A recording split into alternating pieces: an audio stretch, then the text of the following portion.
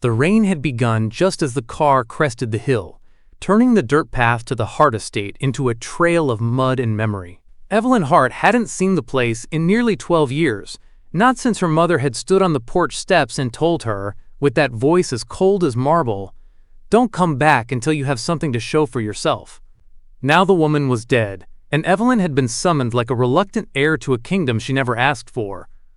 The house looked like it hadn't aged a day. Still grand, still imposing, still aching with secrets. Ivy strangled the wrought iron gates. The windows, tall and dark, stared like eyes that had watched too much. Evelyn stepped out of the car and pulled her coat tight.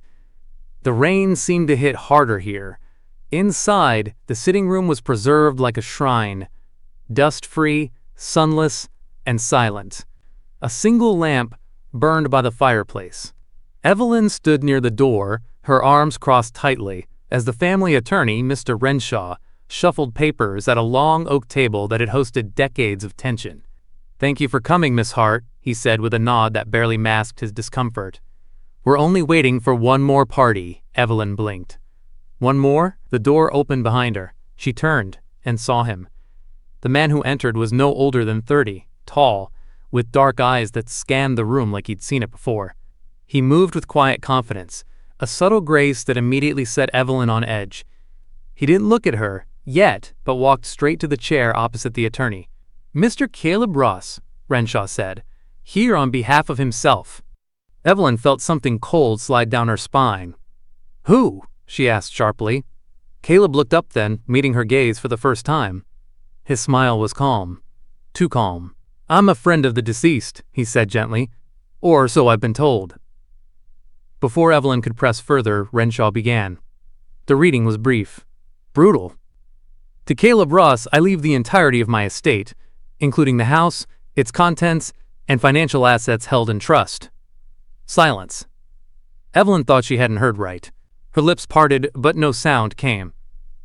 "And to my daughter, Evelyn," Renshaw paused, "I leave the memories we shared in the hope that she will one day understand. There was no trust, no house, not even a trinket." Evelyn shot to her feet. "This is a mistake. That can't be the will. I'm her daughter. He's nobody."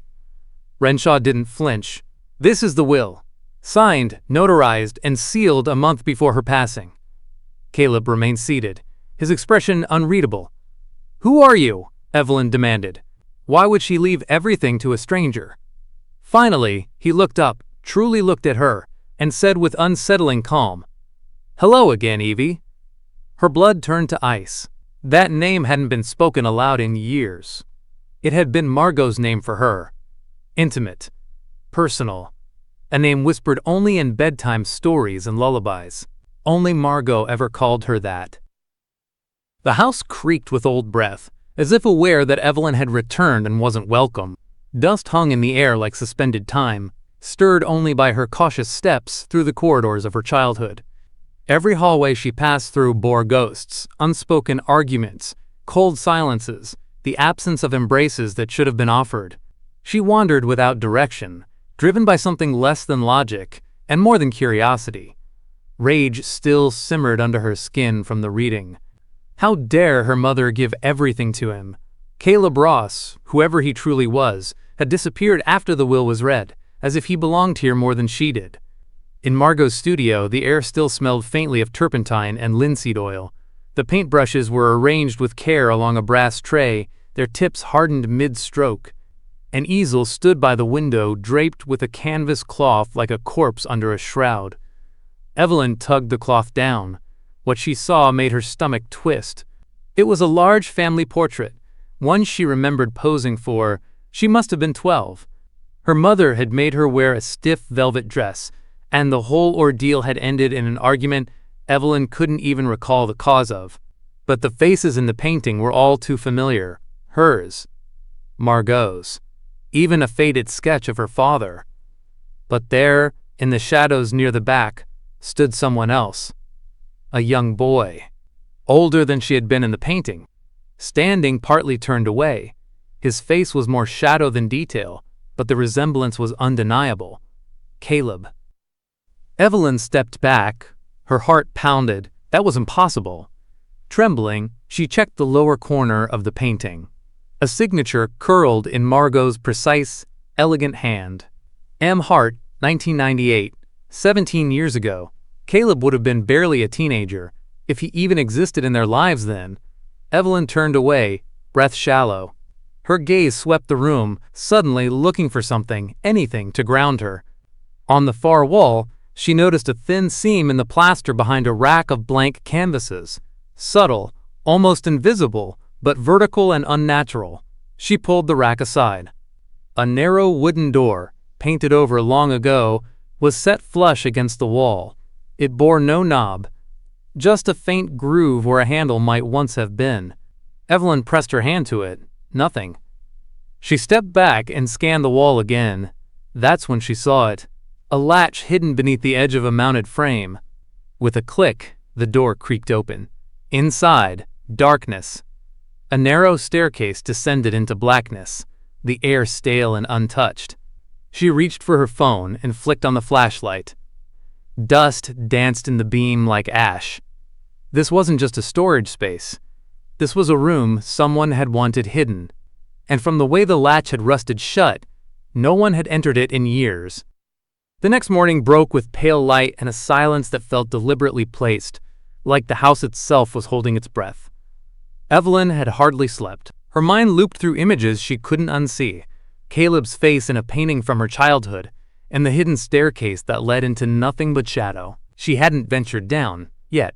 Instead, she wandered restlessly through the study, searching through desk drawers, hollow books, the backs of paintings, anything that might explain what her mother had done. Every corner of the house seemed designed to withhold. A sharp knock startled her. At the front door stood Mr. Langford, a balding man with kind eyes and the weary gait of someone who had dealt with the Hart family for far too long. He introduced himself as Margot's personal attorney and handed her a sealed box with her name etched in Margot's handwriting across the top. "She instructed me to give this to you," he said softly, "but only if you came back." Evelyn held the box in her hands long after he left. It was small, heavy. Inside was a leather-bound journal, worn at the spine and speckled with paint, Margot's. Tucked between the pages was a note, folded twice, that read only, "For Evelyn. If she ever wants to know who she is." Her breath caught. She opened the journal with cautious hands. The first few pages were full of Margot's familiar brushstrokes of language. Abstract, poetic, difficult to decipher. But as she flipped further, the tone shifted. The entries became frantic. Confessional. There were mentions of the affair and the fire I set without meaning to, and someone referred to only as the boy. One line stopped her cold. I tried to love Evelyn as if she were the only one, but my heart never left the child I lost." Her vision blurred. She closed the journal on reflex, her pulse thudding in her ears. That was her mother's voice, unfiltered, unguarded, and it tore through every scar Evelyn thought she'd buried. Who was the boy? The one Margot couldn't let go of? And why did it feel, more and more, like her mother had been living another life entirely? She stood frozen in the study, journal clutched in her hands, when the floorboard creaked behind her. She turned. Caleb stood in the doorway. He looked pale, eyes bloodshot like he hadn't slept either. He stared at the journal in her hands, and his jaw tensed. "You shouldn't be reading that," he said, voice low.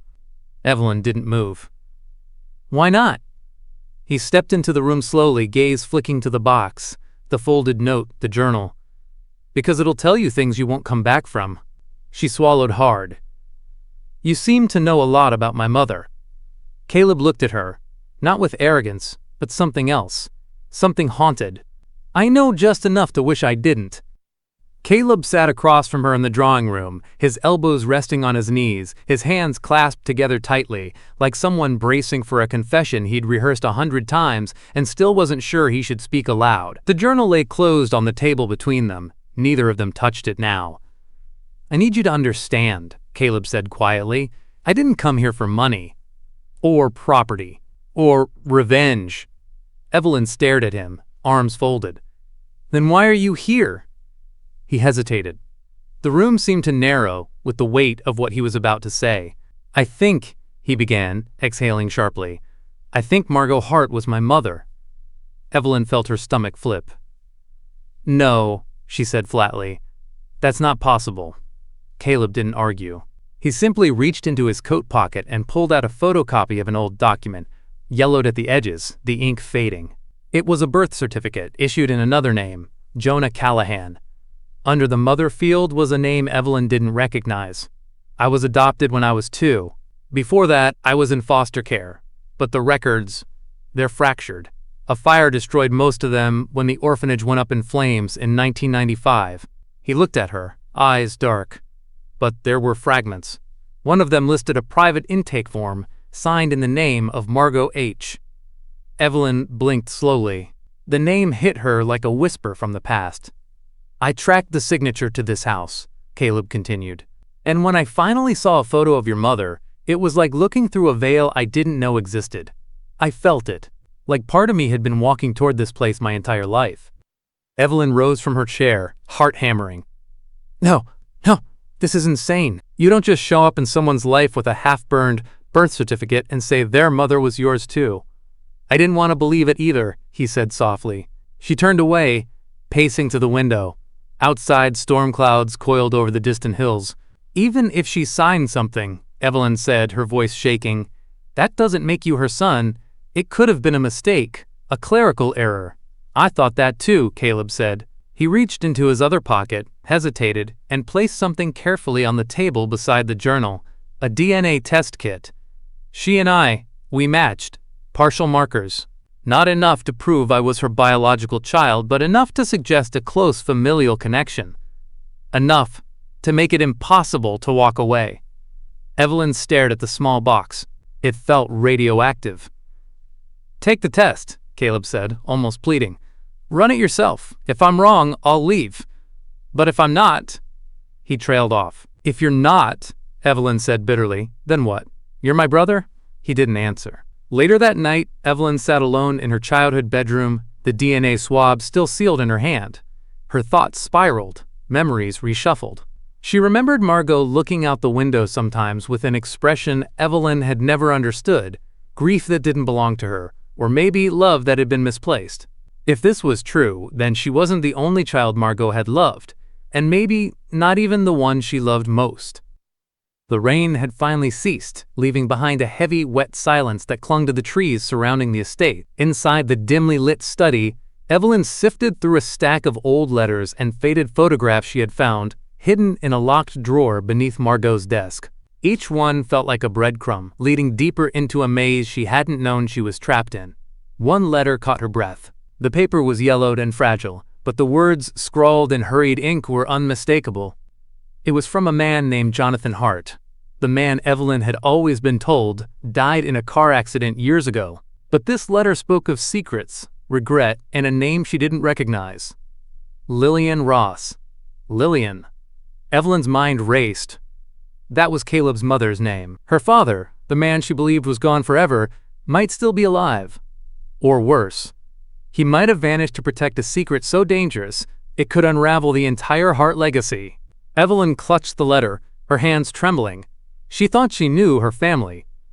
But it was clear now. The story she'd been told was just a carefully woven lie. She confronted Caleb that evening as the sun bled out behind the hills, casting long shadows through the cracked windows. "Your mother," Evelyn began slowly. "Lillian Ross. She's more than just a name and a birth certificate, isn't she?" Caleb's eyes darkened. "She was the reason my father disappeared," he admitted. "Their affair was explosive, dangerous, and when things went wrong, Jonathan vanished." Evelyn swallowed hard. "So the estate, the Hart legacy, it's been caught in the crossfire of their secrets?" "Yes," Caleb said quietly. "And there are people, enemies, who don't want that legacy to survive." Her gaze hardened. "We need to know the truth," she said, voice steady despite the fear rising in her chest. Caleb nodded. "I agree. But some truths can kill." Later, in the attic, Evelyn found an old envelope, tucked inside a cracked wooden chest. The label read, "If Caleb returns, burn this." Her fingers trembled as she opened it, revealing a bundle of photographs and documents. proof of things she never wanted to see. A legacy poisoned by betrayal, lies, and a family divided by blood and silence. Evelyn spent hours at the local library, sifting through yellowed newspapers and brittle clippings, piecing together a puzzle written in smoke and sorrow. The headlines were chilling, etched in ink and memory. Tragic blaze claims 3 lives in Hart estate. Family secret fuels suspicion in mysterious fire. Orphanage fire hints at darker past for Hart family. Margot's sister, her child, and Caleb's mother, all lost to that nightmarish inferno decades ago. But one witness had spoken of something that gnawed at Evelyn's mind. A small boy being carried from the flames by Margot herself. Her heart thundered. Was Caleb the boy she saved? Or was there something darker hiding beneath the flames? That night, as the house settled around her like a living thing, Evelyn found herself drawn back to the estate's dusty records room. There, she discovered an old, faded deed, a legal document that shocked her to the core. The estate, it seemed, wasn't solely Margot's. Another name was etched in the fragile parchment, Evelyn's missing aunt. The very sister thought lost in the fire. Questions churned like wildfire in Evelyn's mind. Had the tragedy been an accident or a cover-up? Had her aunt really perished? Or had she disappeared to protect a secret that could tear the family apart? As the wind rattled the windows, Evelyn's breath caught when she heard a faint creak from the floor above. She wasn't alone. Days later, amidst the dust and decay of the estate's attic, Evelyn's fingers brushed against something unexpected. A heavy wooden box tucked beneath a loose floorboard. The lock was rusted, but gave way with a quiet snap. Inside lay a second will, handwritten and trembling with age. Unlike the first, this one was raw, urgent. Margot's handwriting unsteady but unmistakably hers. In it, the estate was split equally between Evelyn and Caleb. But the will bore no signature. Evelyn's heart raced. Had her mother changed her mind? Or had she been forced to write this testament, only to be silenced before she could finalize it? As she pondered, a chill ran down her spine. The estate lawyer, Mr. Renshaw, had grown distant these past days. His phone calls fewer, his eyes shifty. Then the news came like a thunderclap. The notary who witnessed Margot's first will had died suddenly, an apparent accident, though whispers of foul play stirred in the village. Evelyn felt the walls closing in. Someone wanted the first will to stand. Someone wanted Caleb to inherit everything, and that someone would go to deadly lengths to ensure it. Evelyn's nights grew restless. Shadows in the corners of Margot's studio seemed to twitch. Whispers of threats carried on the wind. The housekeeper, a frail woman named Agnes, confided in Evelyn one evening as they cleaned the dust-choked rooms. "Miss Evelyn," Agnes whispered, voice trembling. "Your mother. She feared for her life these last months. Strange letters came, threats written in blood-red ink. Unfinished blood debts, they called it." The phrase clawed at Evelyn's mind. What debts could bind Margot so tightly? She turned to Caleb, who had become increasingly withdrawn, his eyes haunted by dreams he couldn't share. One night, Caleb confessed he'd been tormented by visions. Fire raging, screams echoing, a dark figure watching silently. As Evelyn searched the studio, she uncovered a hidden compartment behind a tattered painting. Inside was a chilling tableau, a portrait depicting Evelyn, Caleb, and a third child, faces cruelly slashed out with a sharp blade. Her breath caught. Who was the missing child? And what fate awaited them? The house seemed to close in, suffocating with secrets too terrible to bear. The village was thick with whispers, ghost stories, old wives' tales, and hushed warnings that Evelyn hadn't heard since childhood. They spoke of a curse on the Hart bloodline, a dark shadow that had haunted her family for generations. Firstborn children lost too soon, tragic deaths that left the town uneasy and fearful. At the local pub, an elderly man named Mr. Carlyle leaned in close as Evelyn sat nursing a coffee. "It's been 80 years, Miss Hart," he murmured, voice rough with age. "Every firstborn, gone before their time. Some say it's the sins of your ancestors. Others say it's the price for blood spilled in anger." Evelyn's stomach churned. She had always dismissed these stories as superstition, until Caleb confessed what he believed. "Margot tried to break the curse," Caleb whispered one cold night, eyes hollow.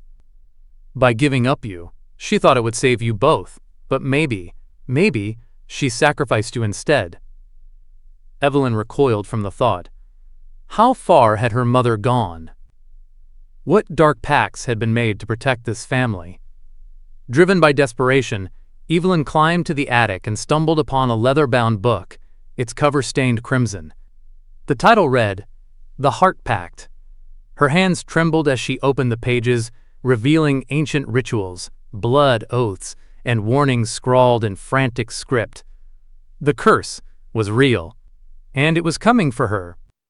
The air was thick with smoke and secrets as Evelyn stood in the heart of the estate's crumbling ruins. Flames licked the sky, devouring the house that had imprisoned her past, her pain, and her mother's legacy. The fire was both an end and a beginning, an exorcism of the ghosts that had haunted generations. Beside her, Caleb's eyes reflected the blaze, haunted but resolute. "We were both shields," Caleb said softly, voice raw. "Margot's desperate gambit to protect a secret too dangerous to survive. I'm not her son. Not really, I'm her sister's. And you were raised to carry the weight she couldn't bear." Evelyn swallowed hard. The truth settled over her like ashes. Her mother's fortune was penance, a cruel apology for sacrifices hidden behind smiles and silence. But the final shock came when the fire died down, and from the embers, Evelyn pulled a charred envelope. Inside, a new will, fresh ink, still wet, naming her unborn child as the sole heir to the Hart legacy. Tears streamed down Evelyn's face. The cycle was not over. But now, she held the power to break it. The past would burn, but the future, her future, would rise from the ashes.